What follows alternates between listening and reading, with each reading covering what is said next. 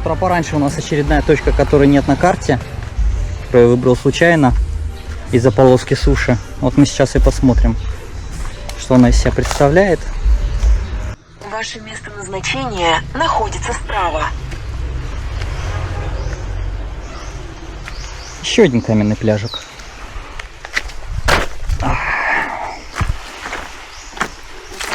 Я сегодня в сандалях.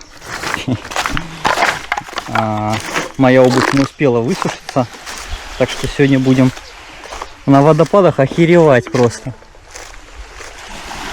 Интересные колонны.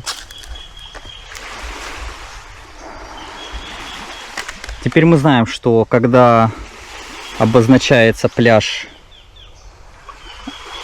вот такой вот желтой полоской, он не обязательно должен был быть песочным. Ближе к воде встречается песок. Да, здесь, кстати, наоборот. У меня был пляж, когда крупные камни были прямо у самой воды. Здесь наоборот, крупные камни дальше от воды расположены. С утра, наверное, холодная. Не такая холодная, кстати. Мальки плавают.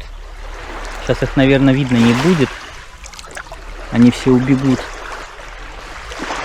Да, уже уплыли. Маленькие-маленькие рыбки были. Плавали.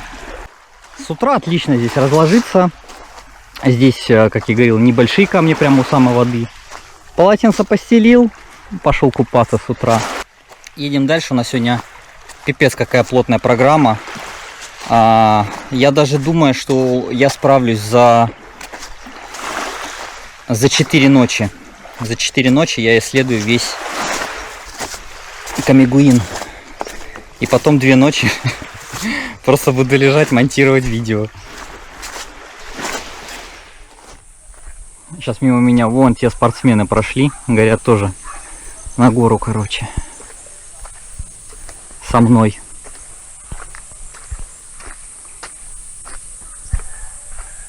В количестве 3 штук.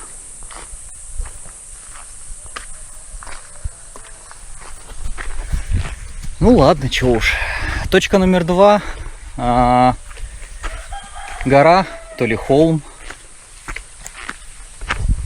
По классике. В путь. В сандалиях, правда, не очень удобно, если честно. Я сейчас насобираю себе кучу пыли. Разочарован выбором обуви. Вот. А сейчас еще она какой-нибудь ремешок порвется. Это все, это кранты. Так что не надевайте сандали на такие восхождения. Вот я уже прошелся метров 500, наверное, может быть чуть больше. И хочу сказать, что здесь это больше напоминает такую приятную прогулку по лесу. Слишком сильных наклонов тут пока нет. Этих товарищей я уже обогнал. Они там, я так понимаю, это отец, сын и мать.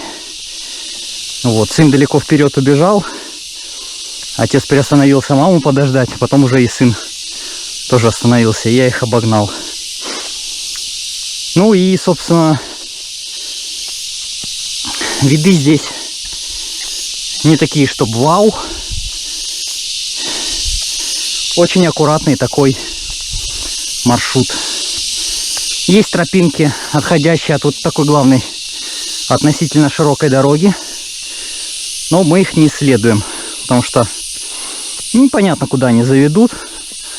А это стопроцентный вариант, стопроцентный маршрут.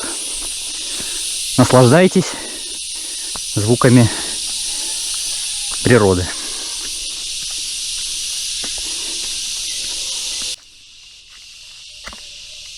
Вот такой мне уже больше нравится. Когда тропинка идет между деревьев. И ты идешь. Можешь любоваться видами. Вот, допустим, на деревьях видите, да? Какие-то синие наклейки клеют. Я не знаю, если честно, для чего. Здесь они серые. Как кусок линолеума наклеили. Непонятно, если честно, для чего. Может, так помечают? Только для чего?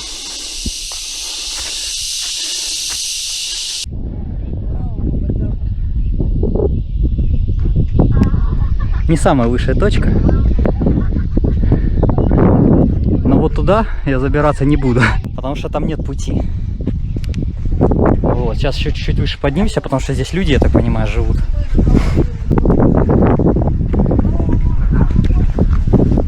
Да?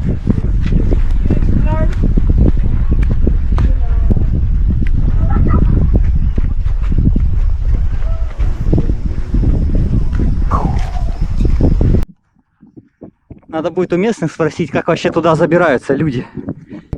Или это невозможно.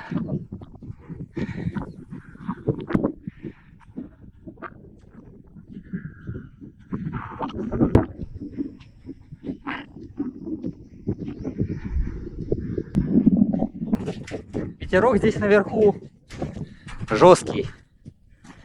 Вот, после леса выйти весь мокрый. Организм спасибо не скажет, я думаю. Есть еще тропинка туда. Интересно. Интересно настолько, что... Блин. Я не готов к такой горе. Не с таким снаряжением, которое у меня сейчас. Это в лучшем случае, если эта тропинка ведет. Если она туда ведет. Но я могу точно сказать, что ту точку, которую я обозначил в начале своего маршрута, это она. Можете меня поздравить. Я спросил тех филиппинцев, которых я обогнал, тоже поднимались на этот, по этому пути, короче. Мне не поворачивается язык сказать, что это гора. Ну, максимум холмик. Где путь на Мамбаджао? Вот это вот. Вот это вот высокая гора, короче. Они говорят, есть какой-то путь слева, короче, есть какой-то путь справа. У нас справа водопад. Вот там наверху должен быть. Мы сейчас едем на водопад, как раз следующая точка у нас водопад. И там, судя по карте, не так далеко до вершины. Ну, как сказать, недалеко. Наверное, примерно как путь отсюда, 2/3 пути отсюда до дороги. Вот примерно вот такое расстояние должно быть, по идее. А как это будет по факту, посмотрим. Хочется рассказать, что же произошло за то время, пока я перемещался от одной локации к другой. Короче, у меня вышли эти, как его, сандалии из пазов. Но они не порвались, И мне пришлось заезжать домой, менять обувку на мои любимые, правильно, коралловые тапки. Вот. Нахожусь я как раз где-то рядом с этой горой, как раз Мамбаджао. Здесь, значит, дорога идет, мост. И все, и дальше кусты. А это по-моему, вообще камень обросший. Так что сейчас мы взяли бутылочку с водой 0,4. Здесь у нас водопад. Будет нас ждать, скорее всего. Короче, вот там есть тропа. Будем сейчас ее исследовать. Возьмем все необходимые чехлы и в путь. Тут все очень плохо с тропинками. Если честно, я не очень понимаю, куда я иду. Но у нас есть много времени. Еще больше сил. Поэтому мы готовы. Мы максимально готовы.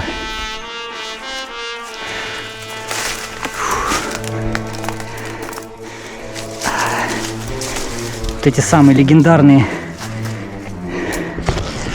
неразрушимые путы, они еще и колючие. Модернизировались. Модернизировались.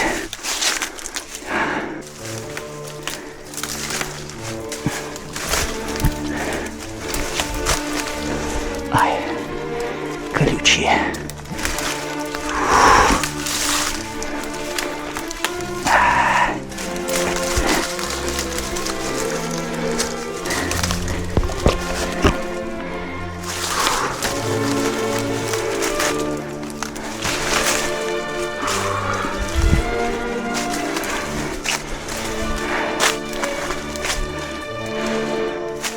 Нет, явно не сюда мне надо было.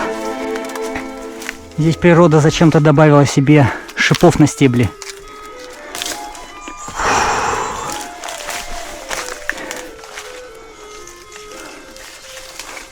Ага. Или сюда.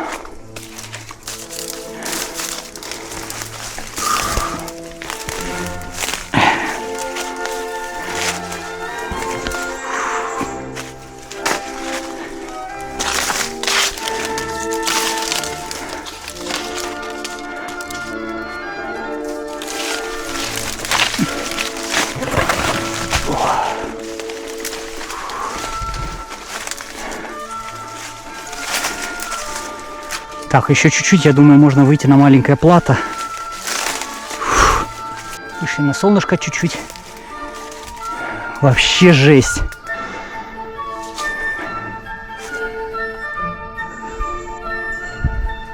Как тут проходить? Давайте я включусь. Тогда немножко разберусь с этим. И, возможно, будут более адекватные места. Если нет, это грустно.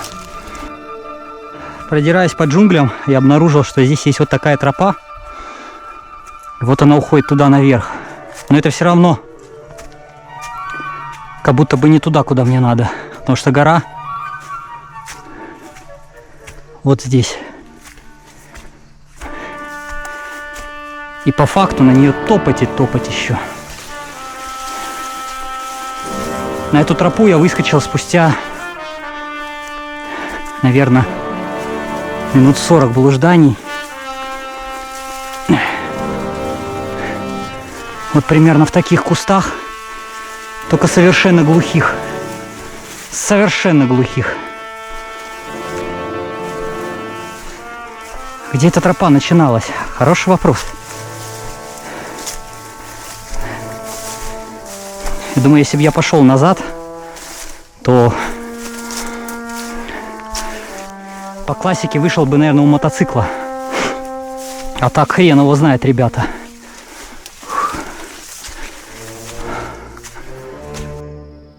Просто хочу поделиться, во что превратилась тропинка со временем. Видите?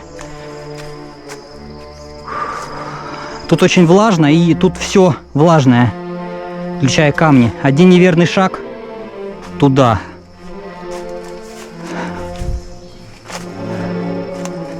Внизу слышен водопад. По метке он там, вот прям в самом низу. Но я могу это доказать. По метке он там, как раз слева. Но эта тропинка ведет на подъем, не на спуск. Я подозреваю, что все-таки она приведет меня куда надо, но очень не скоро. У меня, в принципе, еще много времени. Сейчас время 11:35. В крайнем случае я могу просто развернуться, пойти обратно. Ребят, на что это похоже? Я думаю, что это водопад. И да, это водопад. Стоило ли это все того, чтобы 1,5 часа пробираться по джунглям? Определенно да. Это вы сейчас так прикололись, да? У-у-у!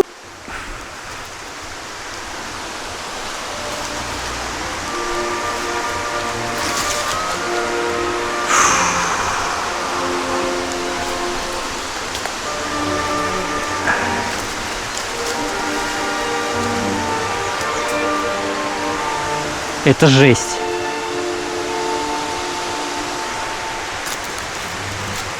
Здесь не за что хвататься.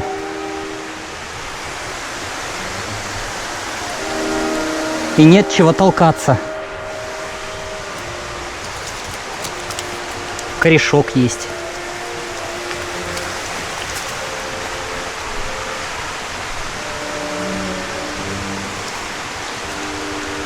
Ну хорошо, допустим, а дальше?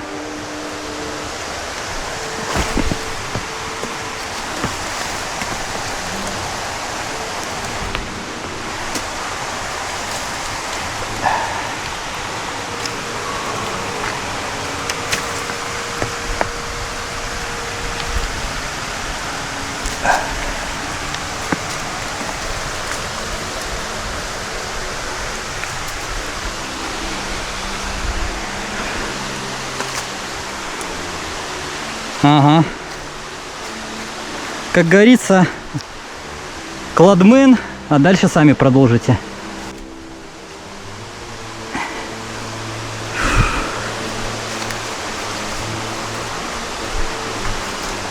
Координаты не те скинул.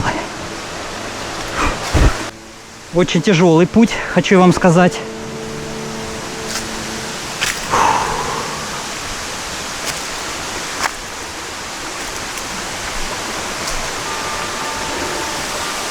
И я очень надеюсь, что там нету тоже вот такого. Потому что я не смогу. Иначе я не смогу вернуться новым путем. Понимаете, да? Я хочу сказать так. Каскад водопадов, состоящий из 7, и рядом не стоит с этим по трудности маршрута по горам. Обычно я в таких водорослевых местах не купаюсь. Но вон там-то нормально. Это только по краю.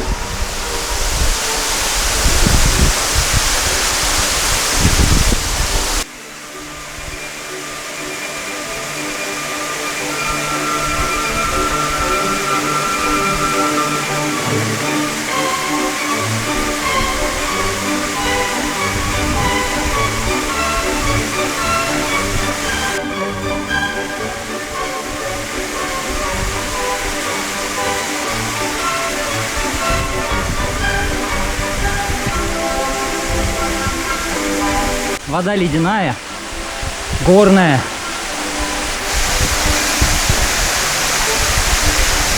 Я в такой холодной воде еще не плавал. Гору мы, к сожалению, конечно, не посетили. Блин, безумно хотелось. Я был безумно рядом с ней, с этой горой, но... Видите, да, что здесь происходит? Природа. Настоящая природа, нетронутая. Вот что здесь происходит.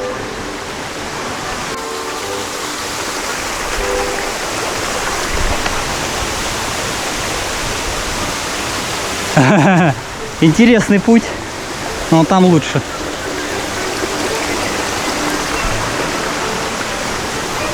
Тут надо посмотреть со всех сторон, с разных ракурсов.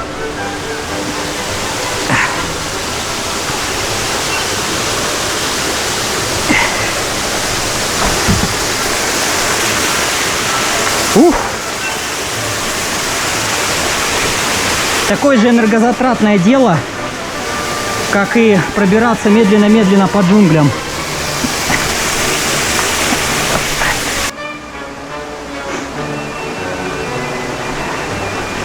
Сейчас, наверное, где-нибудь присядем, сделаем небольшую паузу, отдышаться. На красивый вид какой-нибудь. Да, вот оно, на спуск идет.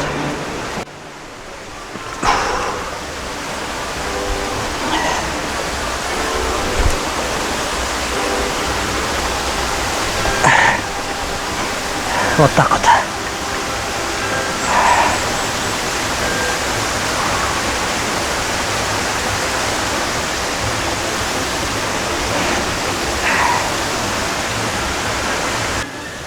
Это абсолютно нетронутая природа.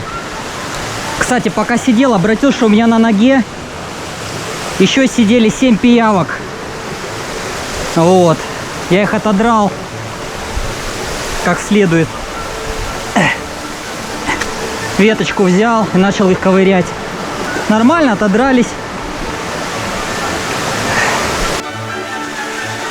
Охладимся. О, хорошо. Очень хорошо. Может быть, я их как раз в этой холодной воде и поймал. Кто знает. Всякое может быть. Они обитают в такой ледяной воде? А то я не шарю. Как думаете, сколько я уже спускаюсь? Очень много времени. Очень много времени я спускаюсь. Но в одном хорошо. Есть очень много путей. Есть очень много путей, где залазить, где слазить. В общем, идем классно. Осталось только сейчас, наверное, я телефон вскрою, посмотрю, где я примерно. Потому что от самого водопада я не смотрел, как далеко я уже прошел. Не смотрел еще. Связи нет, конечно же. Метку я поставил здесь.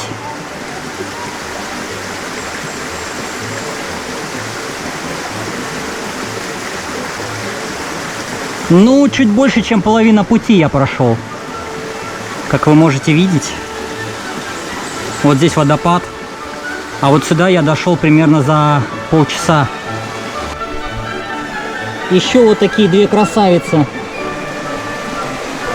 Вот такие две красавицы на меня прилипли. Почему-то именно вот прям вот в эти места они облепляют.